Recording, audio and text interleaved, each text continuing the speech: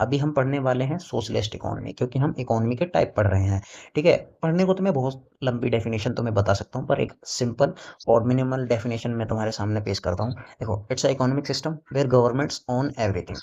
Example land, factories and businesses, ये जो सभी ओन करे जाते हैं ये गवर्नमेंट के द्वारा ओन किए जाते हैं। ठीक है, नो प्राइवेट प्रॉपर्टी, मतलब कि या तो इसमें प्राइवेट प्रॉपर्टी होती ही नहीं है, या फिर बहुत ना के बराबर प्राइवेट प्रॉपर्टीज होती हैं। ठीक है, इसका बिग गोल क्या होता है, इसका मेन गोल क्या होता है, only motive in public welfare, मतलब कि जो हमारी समाज है उसके वेलफेयर के लिए, एंड सोशल इक्वालिटी, मतलब जो भी पर्सन्स हैं उनमें एकदम इक्वालिटी रहे। ठीक है, ये सब इसका मेन गोल होता है।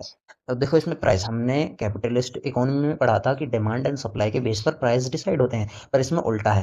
इसमें क्या है, price of goods and service decide by the government, जो हमारी गवर्नमेंट होती है किसी भी स्टेट की, वो डिसाइड करती है कि किसी गुड्स और सर्विस का प्राइस क्या होगा। ठीक है, और इसमें जो प्राइस डिसाइड किए जाते हैं उसके लिए पूरा सेंट्रल प्लानिंग बनाई जाती है, एक प्लानिंग कमीशन होता है वो डिसाइड करता है। ठीक है, not by the demand and supply, ये मैंने तुम्हें बता ही दिया है।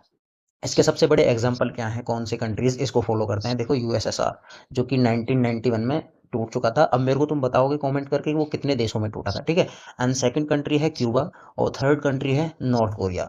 ये तीन बड़े जो देश हैं जो सोशलिस्ट इकोनॉमी को फॉलो करते हैं, ये वो देश हैं। ठीक है, इनको याद रख लेना, कहीं भी किसी भी एग्जाम्पल में या फिर मेंस के क्वेश्चन में कोट कर सकते हो तुम इनको। एंड देखो इसके कॉन्स क्या हैं, लैक ऑफ एफिशिएंसी, और देखो जब रिस्पॉन्सिबिलिटी कम हो जाती है और प्रॉफिट मोटिव कम हो जाता है तो एफिशिएंसी खुद ही डाउन हो जाती है। Bureaucracy and red tapism slow down the everything, तुम समझ सकते हो कि जब हर चीज़ का बर्डन बढ़ जाता है और उसमें प्रॉफिट कम हो जाता है तो एफिशिएंसी हर चीज़ में कम हो जाती है। ठीक है, नो इनोवेशन, देखो नए इनोवेशन क्यों नहीं होते हैं, वही फिर वही वाली बात आ जाती है, no profit means slow technology, और ग्रोथ रेट भी स्लो हो जाती है। ठीक है, और देखो कैपिटलिस्ट इकोनॉमी में हमारे पास में अच्छी खासी टेक्नोलॉजी होती है, अच्छा खासा वो होता है, कंपटीशन होता है मार्केट में, तो जो कंज्यूमर्स होते हैं उनके पास में मल्टीपल चॉइस होते हैं। बट सोशलिस्ट इकोनॉमी में मल्टीपल चॉइस बहुत कम होते हैं, बिकॉज इसका मेन मोटिव होता है वेलफेयर और पब्लिक, मतलब कि सोशल इक्वालिटी, तो इस वजह से यहाँ पर वेराइटीज कम मिलती हैं मार्केट के अंदर। ठीक है, ये इसके कॉन्स हैं।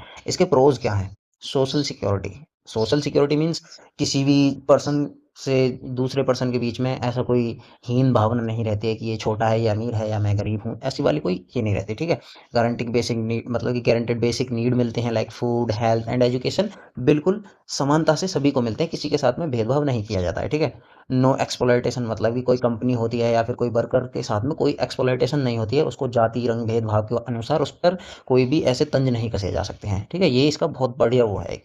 और इसमें इक्वल डिस्ट्रीब्यूशन होता है, मतलब कि जो भी हमारे आसपास के लोग हैं और सरकार, सभी में इक्वल डिस्ट्रीब्यूशन करती है हर एक चीज़ का। ठीक है, एंड